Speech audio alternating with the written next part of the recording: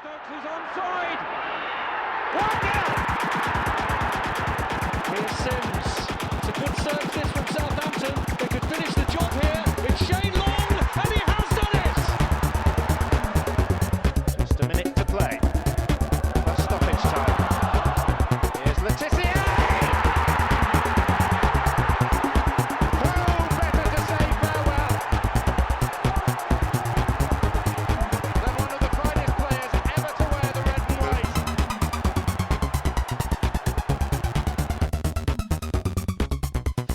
Hello and welcome to the Saints FC podcast. I am John Bailey, and on the line this evening I have Mr. Tom Parker. Tom, how the devil are you? I'm good, John. I'm in better spirits than this time last week, let's just say. Yeah. Well, I mean, you were quite fortunate in the fact that you dodged a bullet with that one. You didn't actually have to do the podcast like I did with Professor Simon Kemp, and poor guy, he sat there for the majority of the game, admitted to leaving after the Maddison free kick. But hey, we've done Leicester, so let's just move on very quickly. And there we go. Onwards and upwards. Or onwards and maybe not so much upwards in terms of league position, but certainly upwards in terms of like resolve, heart, battling spirit. Are you kind of like using the battling spirit to get through London on these rainy, cold days, or are you going to tell me now that it's not even really been raining in London and that's just what I'm putting up with in West Devon? No. London at the weekend it's like a tropical storm, but except none of the good tropical bit, just the storm bit. Incredible amount of rain here, John. But what can you do? You've got to sit inside. You've got to watch football. Got to get on with life. So I can't grumble too much. Yeah, I learned something this evening, that there's a great amount of jeopardy if you don't remember to charge your bike lights before you leave. So, like, I used to cycle commute through like Hackney and Islington, and if your lights kind of stopped working, you still had street lights to get you home. In like West Devon, like my entire commute until I get to the village that I live in basically has no street lights. And so my bike light started flashing about halfway on my commute back. And I'm like literally in the middle of Dartmoor thinking, is my bike light even going to get me to where there's other human civilization? And then it kind of goes down to the darker setting. So I can see about 2 meters in front of me. At one point I cycled into a little bit of a hole, but kind of survived that. And then the cows and ponies that you can't see in the dark are making weird, odd noises. It's badgers as well you got there, John. You got all sorts of things going on. Yeah, I mean, you don't see that many badgers out and about, but yeah.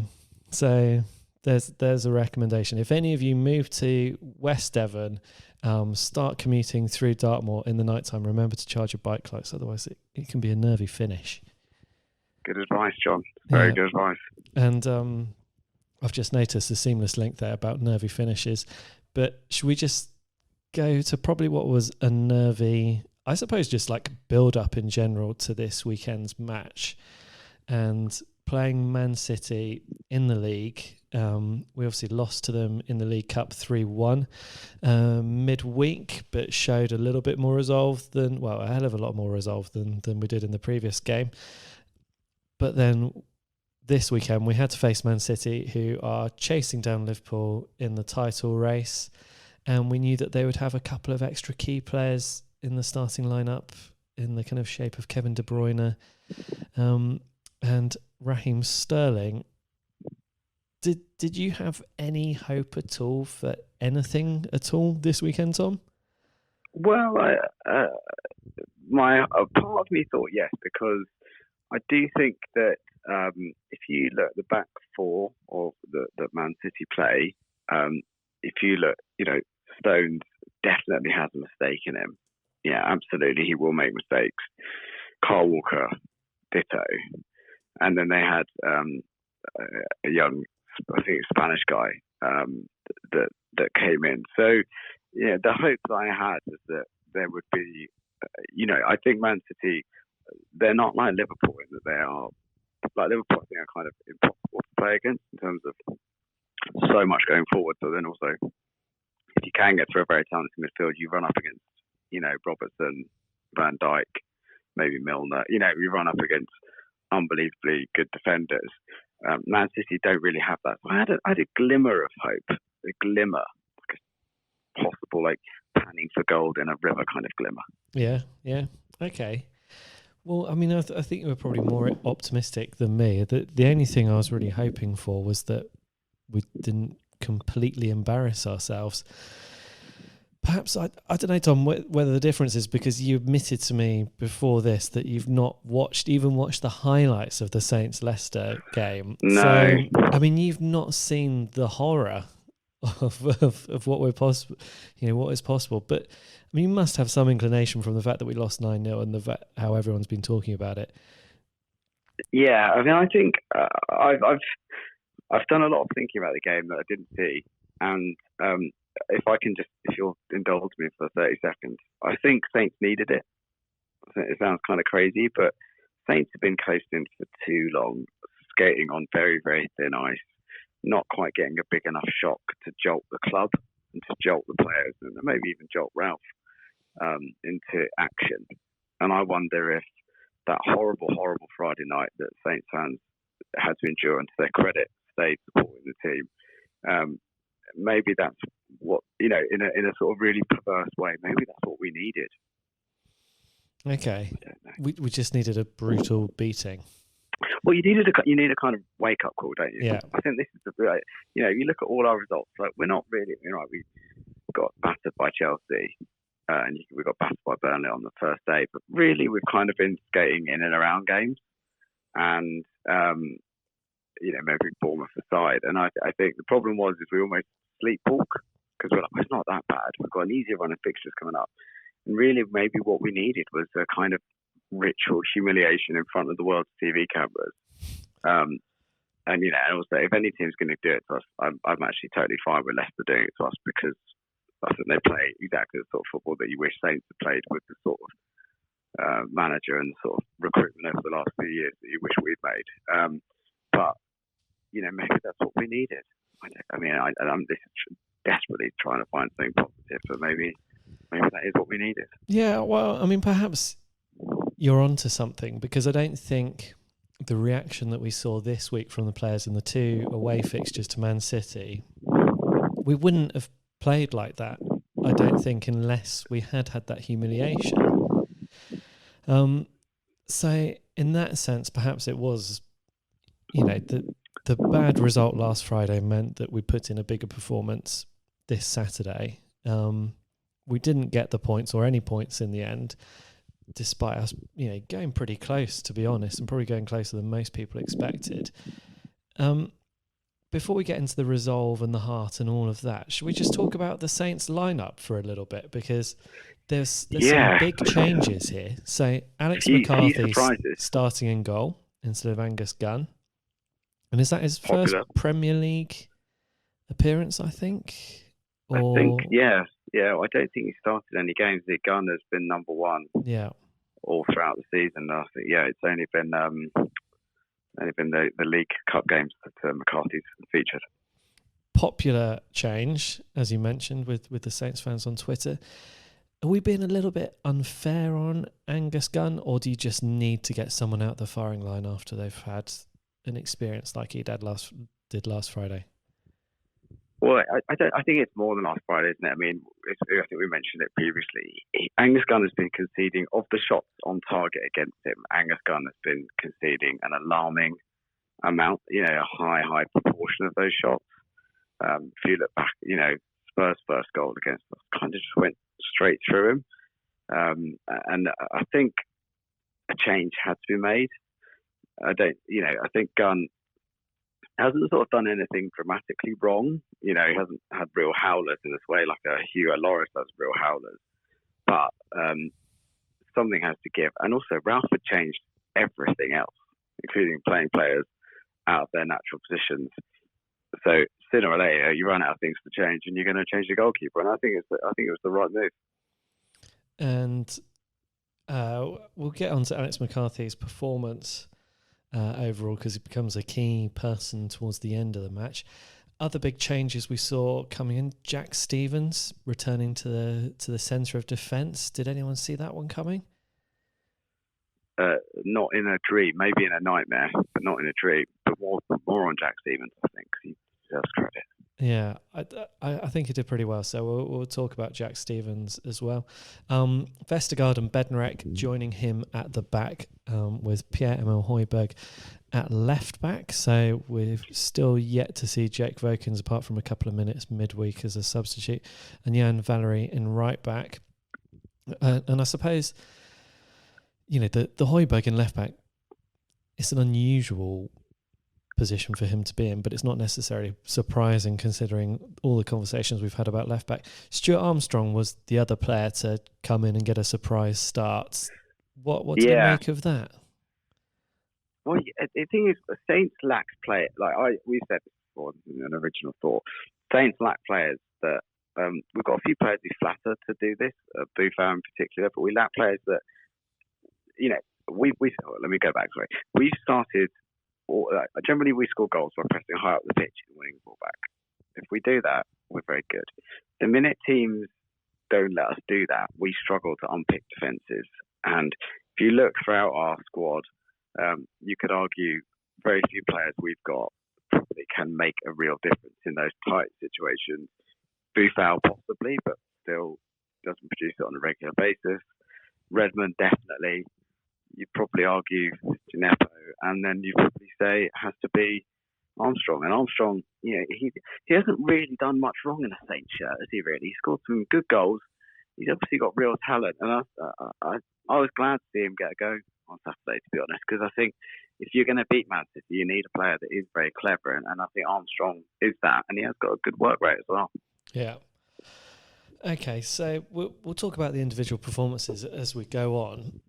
So start the game and everything goes pretty much as you expect. Man City playing pretty high up the Saints pitch, dominating possession, dominating chances, but not creating anything clear cut. Saints get a rare bit of possession, move forward. I actually think Nathan Redmond has done really, really well here. So for those that remember casting your mind back, Redmond picks up the ball. There's not many players with him, yet he kind of holds up the ball long enough for Stuart Armstrong to make it to the edge of the area, who he then passes to. Armstrong shot, and then James Ward-Prowse following up on a rare Edison spill and puts it into the back of the net. And that was it was kind of like a striker poacher's goal, wasn't it? You'd expect that to be Danny Ings. I thought it was Danny Ings, and then I got totally confused when I saw Ward-Prowse wheeling away. But I thought it was quite clever as well, because obviously it was a very slick pitch, and everyone had spoken about how that would benefit Man City and their sort of very slick, clever, one-touch passing game. But also, you know, Armstrong's shot was almost on purpose to try and force that kind of error. You know, if he's not going to score, the next best thing is that it bounces just in front of Edison with a load of rain on it, and forces Edison to spill it. And fair play for Armstrong for having the guts to take a shot, and even better for Ward-Prowse for following up. He's a player that sort of flattered to deceive a bit this season. He's definitely not been his highlights under Ralph, but that's the second goal for him this season. He hopefully will kick on, and it was a neat little finish actually as well.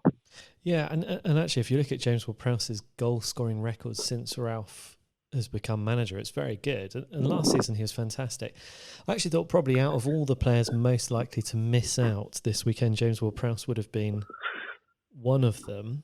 But then, you know, he's put in a kind of performance at the weekend that makes you think, well, actually, maybe we are going to get the James Ward-Prowse of the last half of last season, and he will be scoring goals and he will be fighting.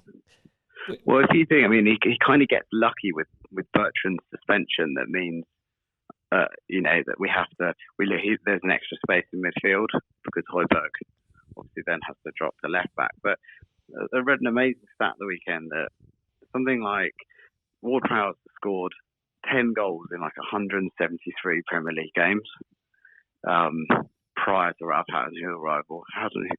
Ralph Hasenhüttl, since the Rabbit's been there, he's played something like 31 games and scored 9 goals. Yeah, I heard the same stat.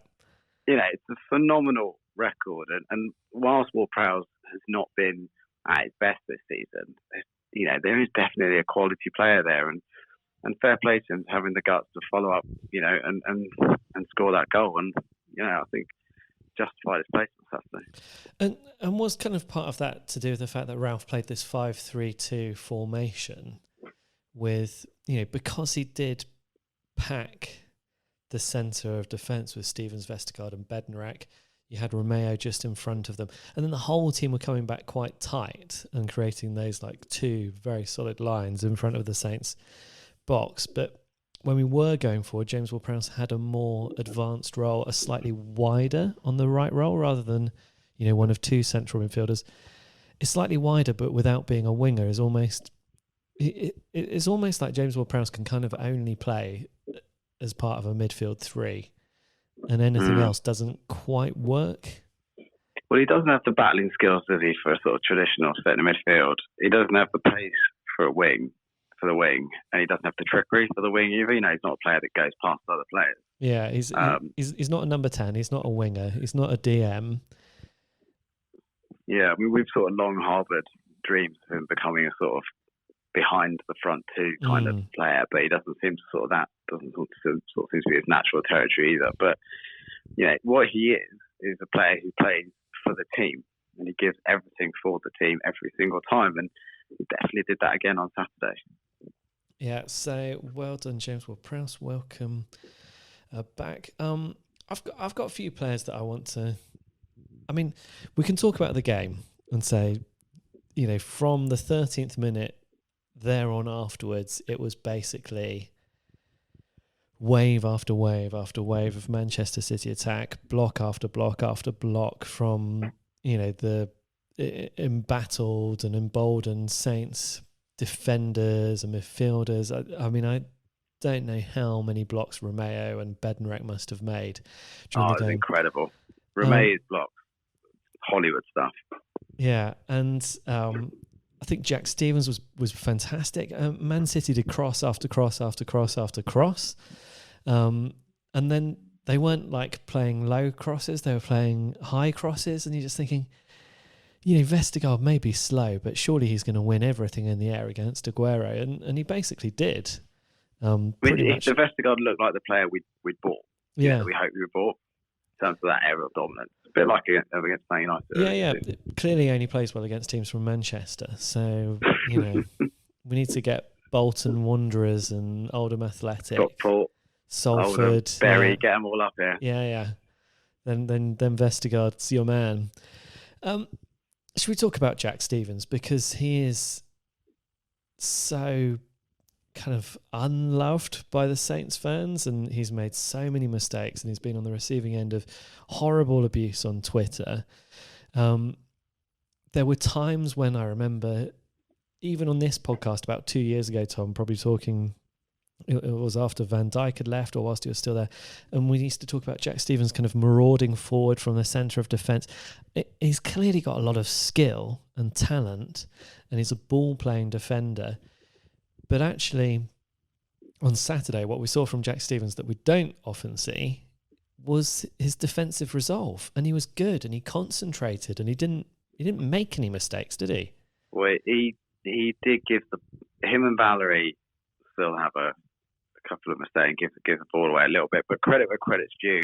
He followed up a really good goal, didn't he, in the Carabao Cup, with a really strong performance. And him and Vestergaard, they looked the real deal. Every ball, like you say, that came into that box that was above, off the ground, which is something Man City obviously realised as the game wore on. They were just snapping up every single one of them, because Man City are a pretty small team. Once you take out your Fernandinhos and your John Stones, I've seen those players up close, and I'm 5'6", and half of them aren't much bigger than me. But yeah, fair play to Jack Stevens, and I think maybe again, if we look back to the Leicester game, maybe it's kind of the season starts after the Leicester game now, and all those players like Stevens that couldn't get a sniff are now in there again, and to this point about the game against Leicester, I think you're right. If we'd have lost 2-0 or 2-1 at home against Leicester, which people would have gone, that's frustrating, but Leicester are very good. We'd have probably trotted out exactly the same sort of team against Man City, and we might have lost 5 or 6-0 on Saturday, like everyone else does. And so maybe again, maybe this loss, if we're trying to find positives, maybe the loss against Leicester gives Ralph the opportunity to try something different and bring other players into the team that can make an impact. And all credit to Jack Stevens for doing that on Saturday. Yeah, and kind of like, thank God that players like Jack Stevens and Stuart Armstrong that have come in have done well. Probably same with Alex McCarthy, I think, overall. Because you then scratch the surface and there's not much else, really, is there? You wonder, would Ralph have made more changes if he had kind of a deeper squad to choose from? Because, I mean, if we go through the players that he had, Danso was involved at the week. He came on, I think it was for Jan Valery in the second half of this game. But you'd have maybe thought we'd see Danso starting in the centre of defence. Yoshida's been dropped. I don't think that's unfair after the Leicester game. He's supposed to be a leader, and we seriously lacked leaders on the pitch. And then actually the other players that you have available to you, Shane Long, Che Adams, Moussa Djenepo, Sofiane Boufal, they're all attacking players, aren't they? We don't really have that many options to replace the likes of Romeo, Højbjerg. Oh no, absolutely not. I mean, if you look at all the permutations that Ralph has tried at fullback this season, which tells you everything you need to know in terms of playing.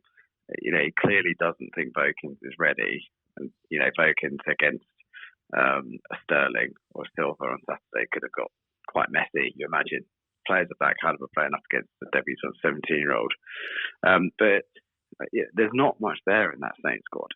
And I think that's the sort of surprising / worrying thing that you're right to point out. I mean, even if it hadn't been Armstrong, then who would it have been? Boufal?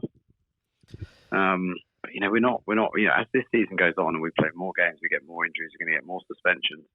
We don't have anyone to really come in, and particularly if you look at attacking players. I know Shea Adams only got a couple of minutes on Saturday, but again, we're really heavily reliant on Danny Ings. Nathan Redmond's got 2 goals, 1 in the league. Boufal hasn't got any this season. We are Djenepo's got 2. We are pretty much reliant on Ings and Djenepo. And it'll be interesting to see. We'll talk more about the Everton game, but to see how Ralph prepares for that. Yeah. Everton's looking like win or bust at the moment. Yeah, we're going to come on to that. So we've talked about Stevens, we've talked about James Ward-Prowse, talked about Vestergaard. We've talked about most of the first half. Honourable mention? Well, honourable mention to Danny Ings? Yeah, I think Redmond and Ings were both working their socks off. I felt sorry for Redmond because every time he got... The horrible thing about Man City is the unrelentingness of it, if that is the word. It's, that every single player from the centre-backs that win the ball back is capable not of just like hoisting the ball into the box, so that they can all bring the ball out and make a sort of telling pass, and you never get a chance to rest. And every time Redmond had the chance, he tried to hold the ball up, tried to make something happen, but Ings has many qualities. Speed is not one of them, so it made it very difficult for Saints to try and attack on the break. But fair play to Ings as well. How many times on Saturday was Man City doing their brilliant intricate football and they get the ball in around the penalty box and you just see someone step in and it would be Danny Ings. Yeah. Danny Ings, player of the season so far.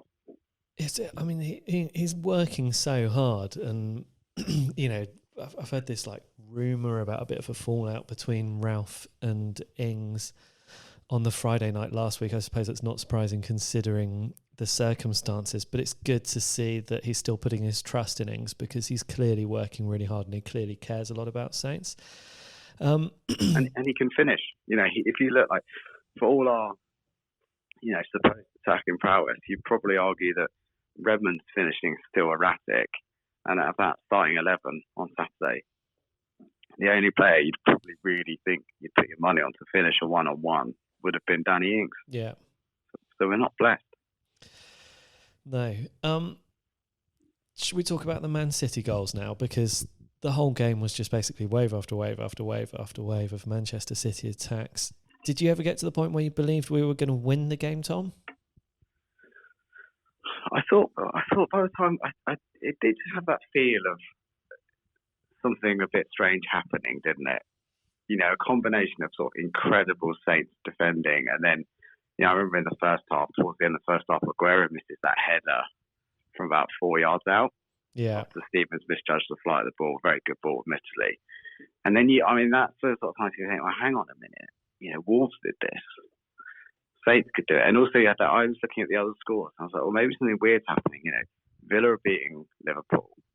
Newcastle are 3-0 up at West Ham. Lots of strange results happening. Yeah. So I mean, there was a time, and I felt until the first goal went in, I felt we're doing enough. And then, sadly, when that first goal went in, it kind of had a horrible inevitability about it.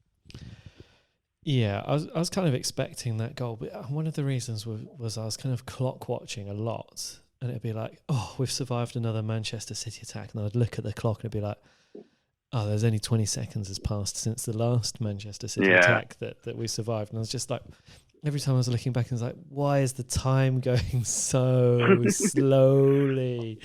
You know, but also, we just couldn't get the ball, could we? We couldn't. No. You know, it was almost like you imagine in training they set them up defense against attack. Yeah, it was a bit like that. Yeah, unrelenting. I kind of always expected Man City to get it back, but you know, the Saints have this ability to plant this little seed of hope in your heart, just to make sure that when it all goes wrong, that it breaks your heart and crushes your entire soul. It's the hope that kills you, John. Yeah. And really, was that the first low cross that Man City tried all game?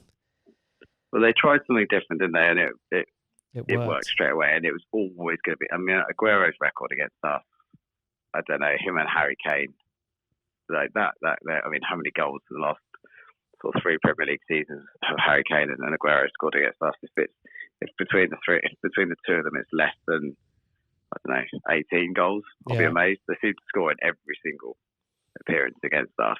And, you know, I mean, the Saints couldn't really do anything about it, because there was a really great cross from Walker, and all Aguero had to do was apply a touch, and it was always going to go in. Yeah, I mean, I was hoping I'd kind of jinxed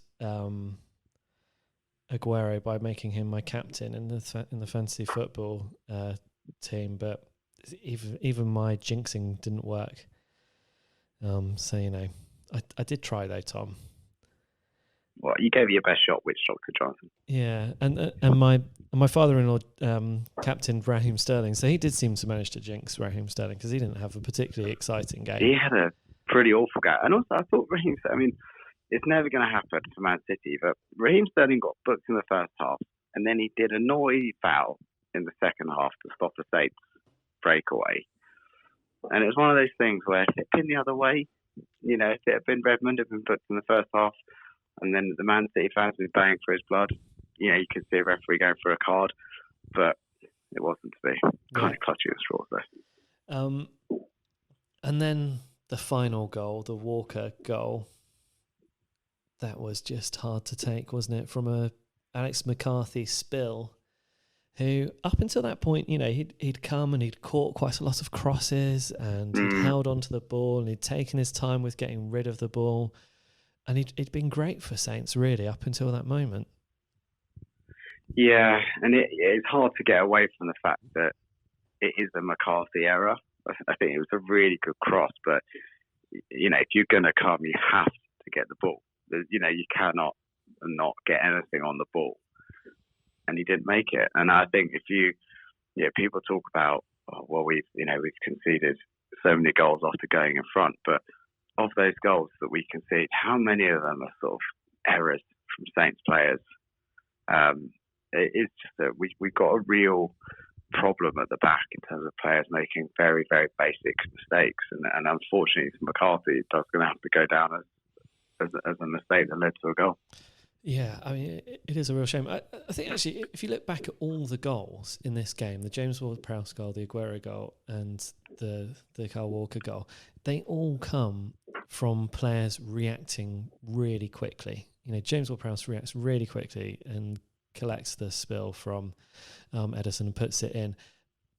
The Aguero goal is not so much about quick reaction, but Walker absolutely thunders that cross across Yeah, the it box. leathers it, doesn't it? He leathers it, and it goes past about 4 players who are all within reach of the ball, but none of them react quick enough to stop it, and Aguero reacts quick enough to put it in. And but then it's again, not all just about Aguero's reactions. It's classic Aguero. He's always in that place. yeah, You know, Miroslav Klose for Germany. He didn't score great goals, but when the ball fell, he was there. And Aguero is that player, isn't he? Like every single time the ball drops, he's on the end of it. yeah. And then again with Walker's goal from the McCarthy spill, he reacted so quickly to put that in. When you look at it in slow motion, it looks obvious and you can see the error, but actually it all happened really quickly, and he reacted really quickly and put it in. And also just I think just on that note, I think what was interesting is he played that ball anticipating that there'll be a mistake. Yeah. Fair play to Walker. He doesn't sort of wait and see. He's like, if the keeper doesn't get this, I'm going to get it. Yeah. And it was a smart finish. Yeah.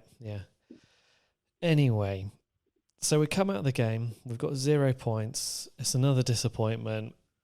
But, and I think this is where it is a big but, Saints played really, really well. And we have to take positives from this. We can't take negatives from this, because Man City are one of the best sides in the world, perhaps second best side in the world to, I hate to say it, but Liverpool at the moment.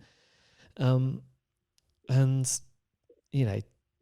we're kind of the nearly team again, and we've had quite a lot of nearly results against Man City, and it's frustrating that we're not finishing them off. We've also had some nearly results against Liverpool, and we're not finishing them off. But we've got to take this level of fight and organisation and togetherness to our next game, which this is the game that we finally must win at home.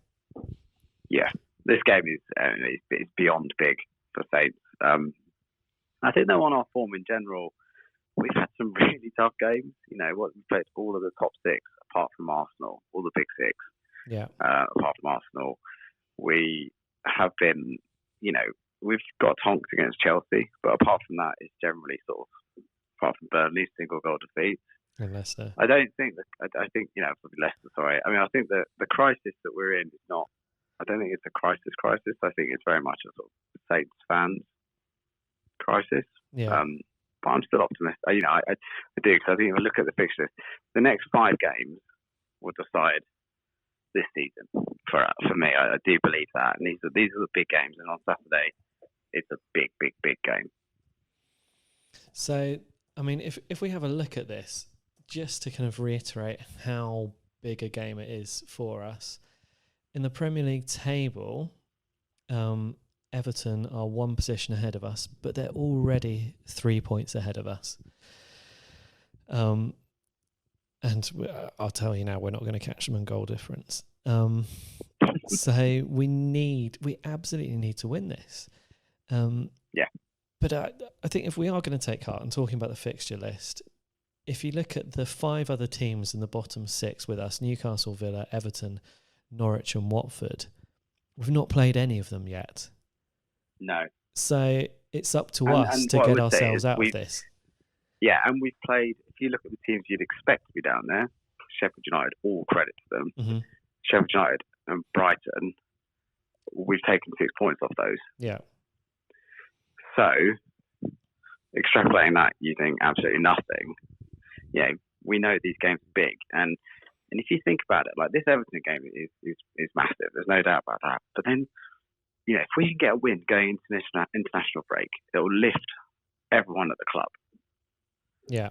And because of the way we're playing, not probably having that many players on international break, on international duty, which is something Ralph flagged on the last time. So, get those players spending more time together, working together on the way Ralph wants to play.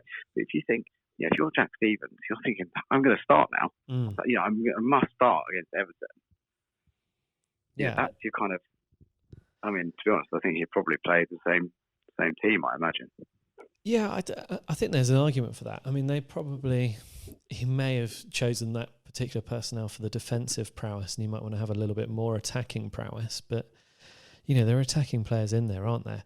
I mean, Tom, let's let's talk about this fixture list as well, because I'm excited about the Everton game. They're not in good shape, Everton. They had a draw against Tottenham, but Tottenham are hardly the Tottenham of last season. And so after Everton, we've got Arsenal away, but then we have Watford, Norwich, Newcastle, West Ham and Villa, and that takes us up to Christmas. But if you think about it, John, like Everton are in big problems. For a team of their size, the amount of money they spent, if Saints are in crisis, then God knows what Everton are in. And also Everton, in terrible circumstances, have lost arguably their most creative midfielder on Sunday. Now, if, and it's a big if, Saints can win, right? We go to Arsenal. Now, Arsenal at home, that's probably the worst. If you're an Arsenal player, the worst. You don't want to be at home in front of those fans. And all this talk of, and I'm massively speculating here, all this talk about Emery losing his job.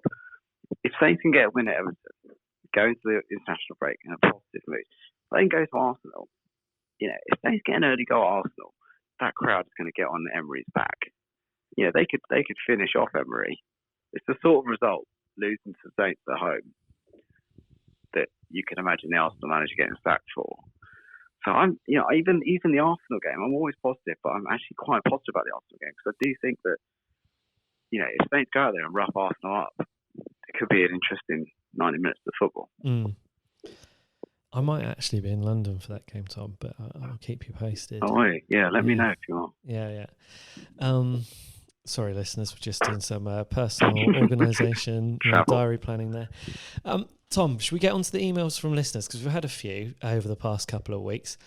I'm going to start with Saint GT, stands for Gordon.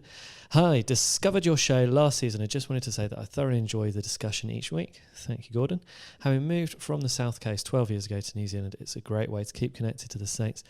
And having been a long life supporter of the Saints since the mid-70s, love the discussion on past triumphs and failures that are part and parcel of being a Saints fan. It can be painful, but we've had some sweet moments and great players put on the red and white. I've been lucky enough to watch the likes of Channon, Osgood, Stokes, Keegan, Armstrong, Golak, Williams, Wallace, Wright, Jordan, Shearer, Pahas, Shelton, Moran, and of course Lettice, and so many more. For a small club, we have certainly mixed it with the big boys. Each week brings back great memories. 76 FA Cup, 70 League Cup, 03 FA Cup, Matt's winner against the Arsenal at the final league match of the Dale, Stephen Moran's winner in Pompey, were matches that I was lucky to witness. Okay. Some games there. Yeah. Some players and some games. Yeah. Some really nice stuff. Nice stuff to think about. However, and bear in mind, he sent this before the Leicester game. As for this season, starting to feel a little uneasy. We seem unsure of our playing style.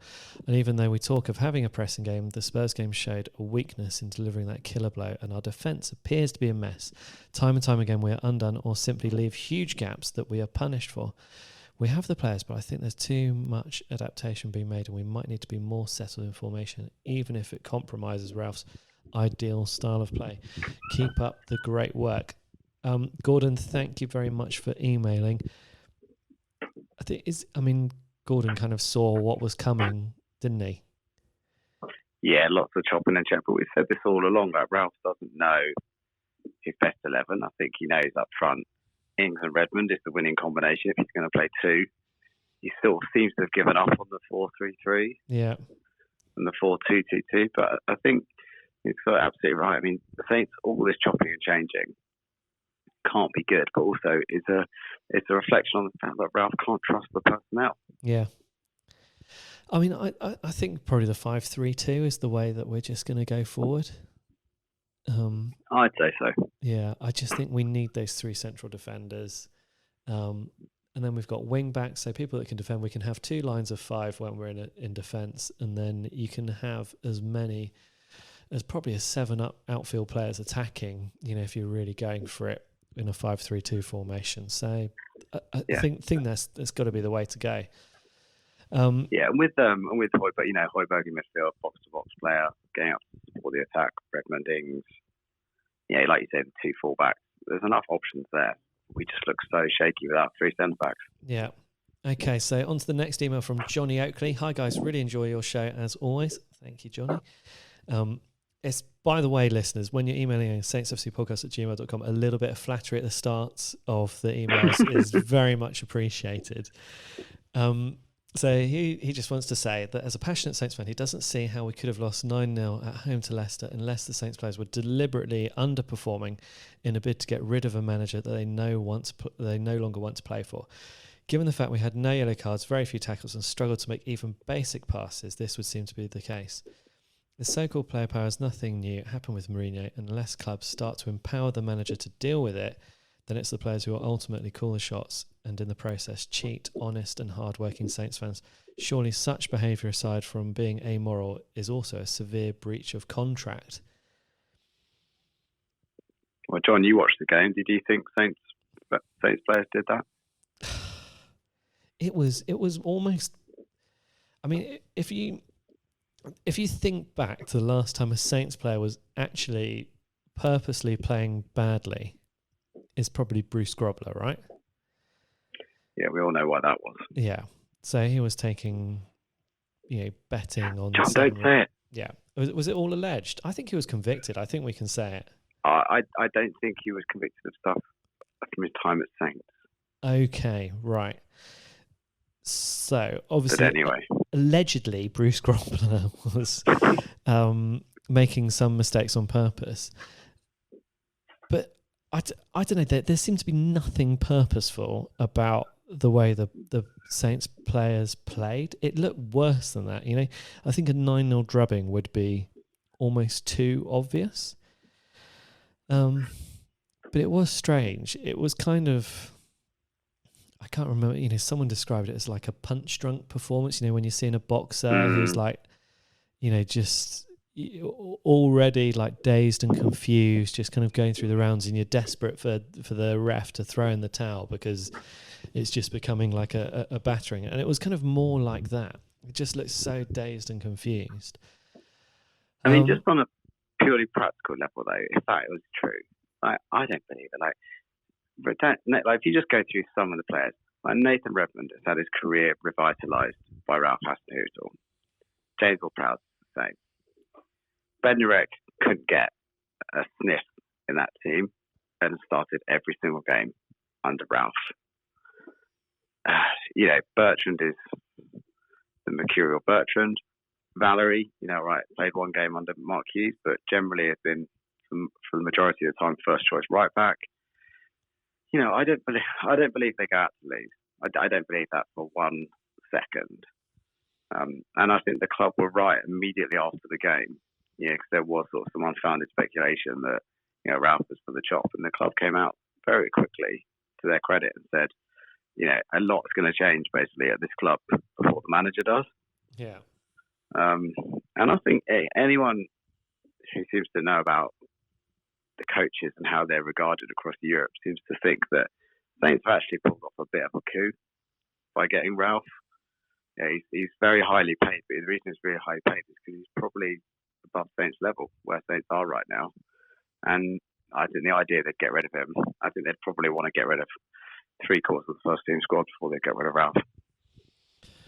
Okay, I mean, you can kind of argue that perhaps some of the players might not have been putting in the effort. It's weird. I would say out of all the players that we have in the squad, the one that I would kind of consider that may be able to do that, I think the only one I'd have suspicions of would probably be Ryan Bertrand. Yeah. But then, he was sent off after 10 minutes. Yeah. Yeah, he's a complex guy. I'd love to get him on the podcast at some point in the future and get under the skin of him. Because also, he's like a real brainiac, isn't he? He's got like a cryptocurrency thing or something. Is like he? that.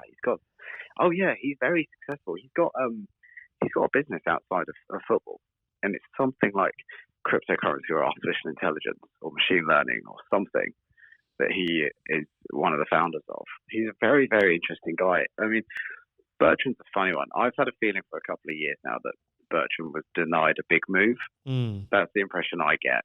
A move to a Man City probably to be second choice left back, or even first choice left back, or Spurs, somewhere like that. And I just get the feeling Bertrand's never really got over it. Yeah. Also, he's probably one of the most highly paid players.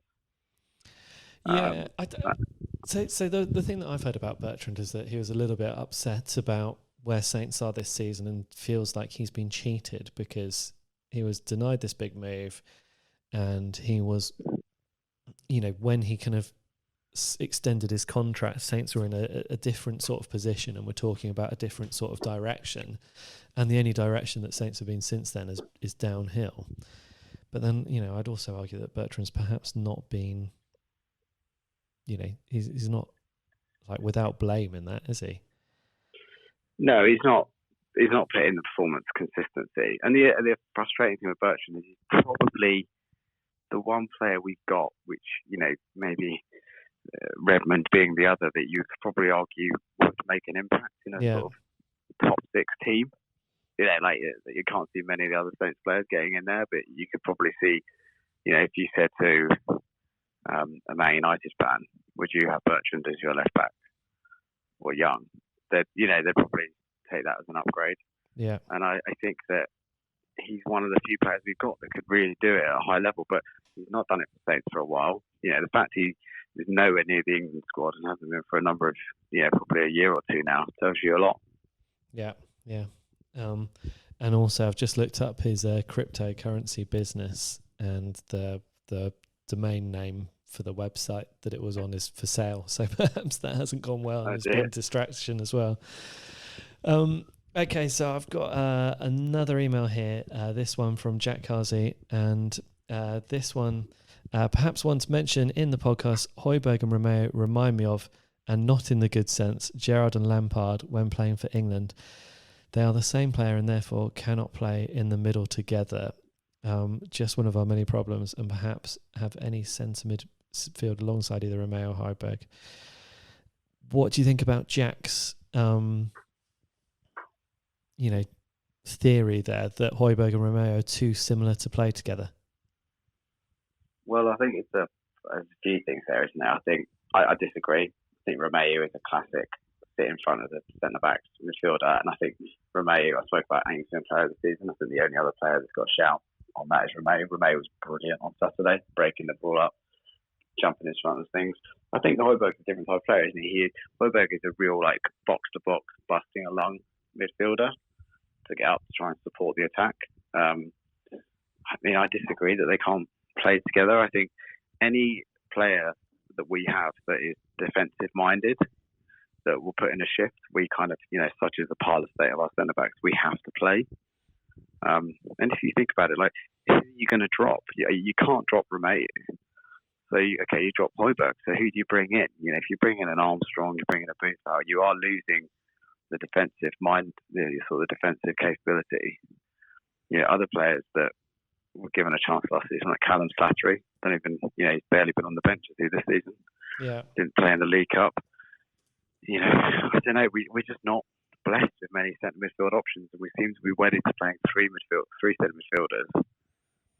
But if you really think about it, we've probably only got 4 in the squad, which is Højbjerg, Romeo, Ward-Prowse, and Armstrong. Yeah. Okay.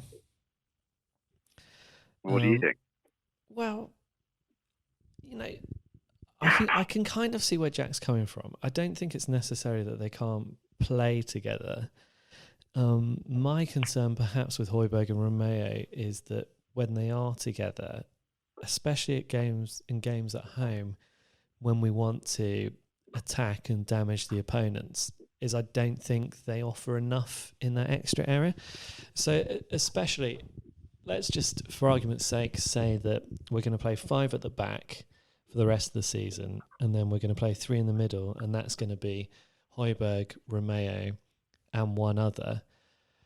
I'd argue that in a home game against Watford, for example, who are bottom of the league. Well, what about a home game against Everton?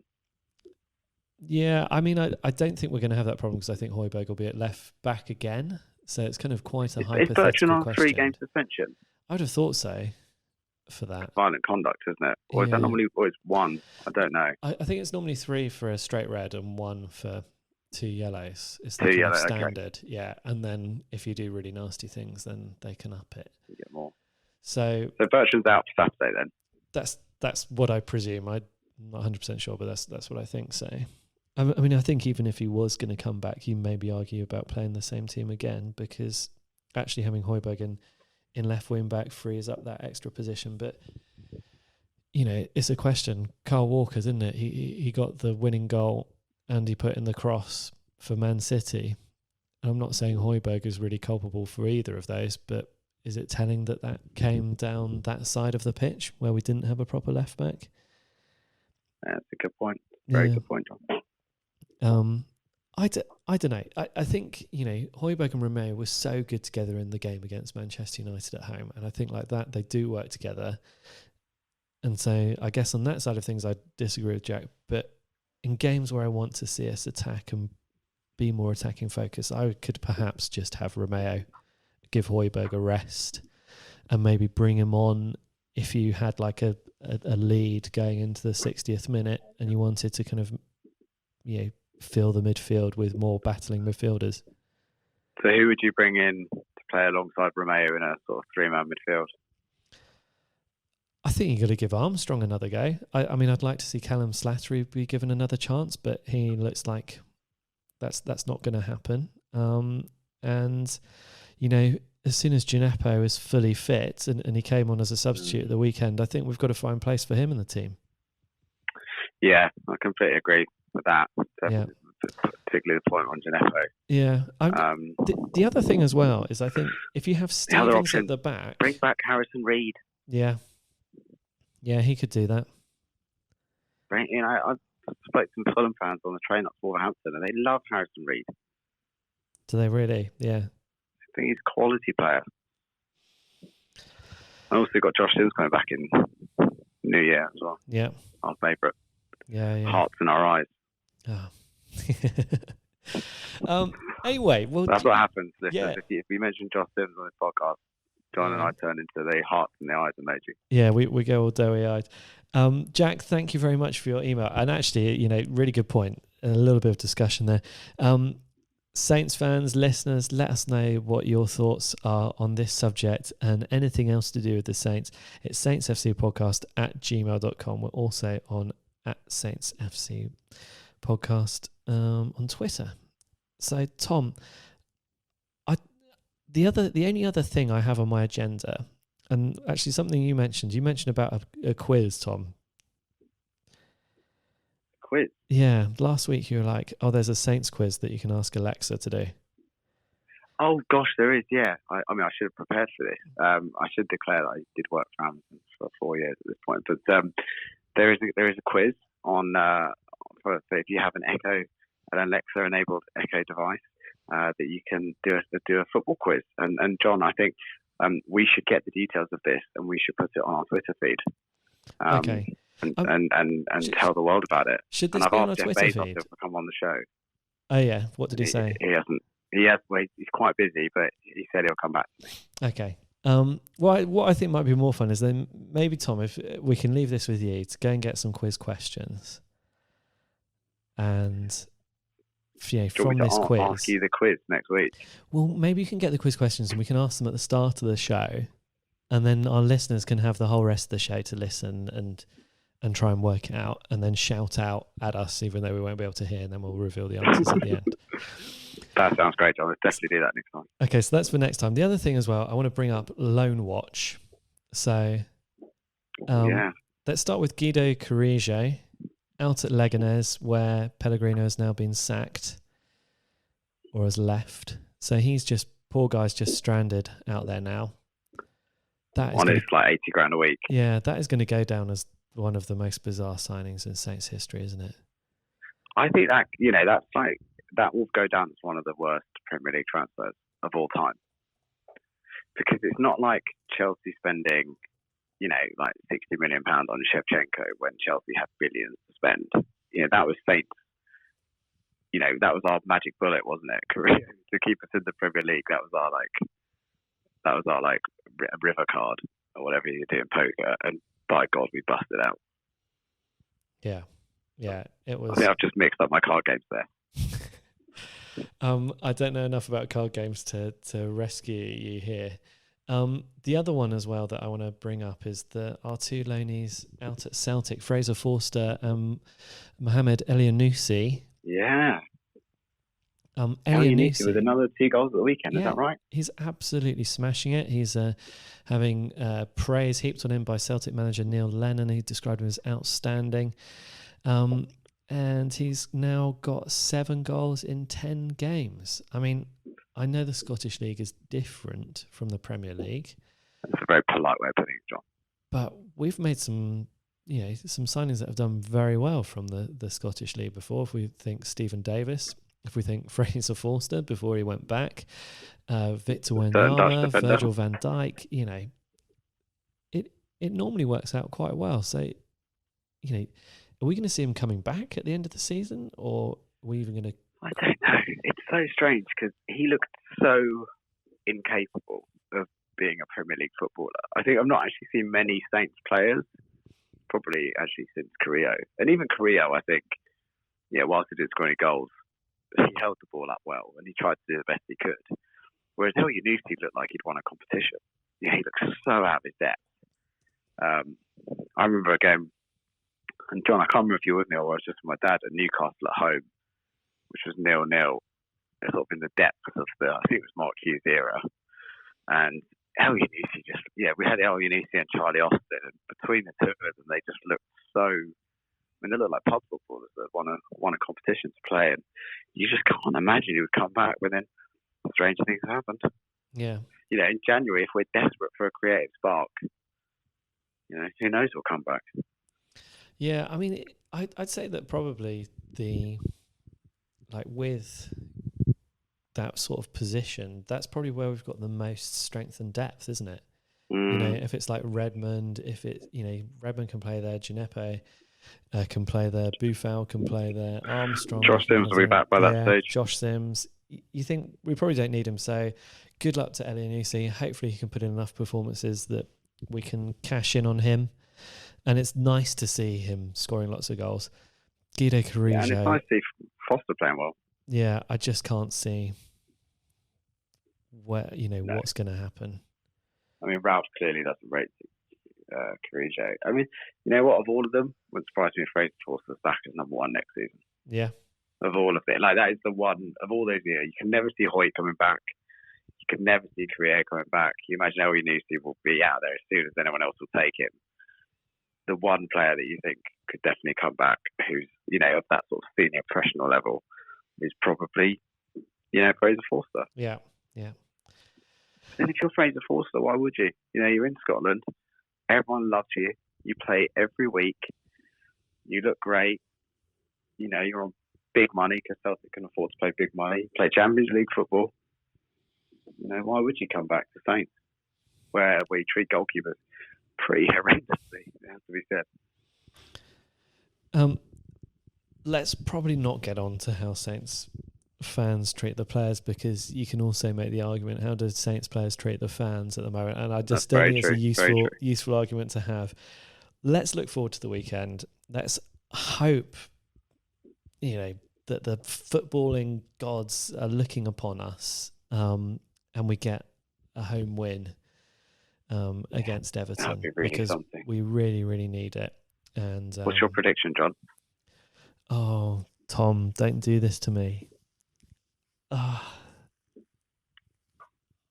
I'm desperate to say that we'll win, but I'm worried that we might get another draw, and then I think results will start picking up again, kind of following the Arsenal game.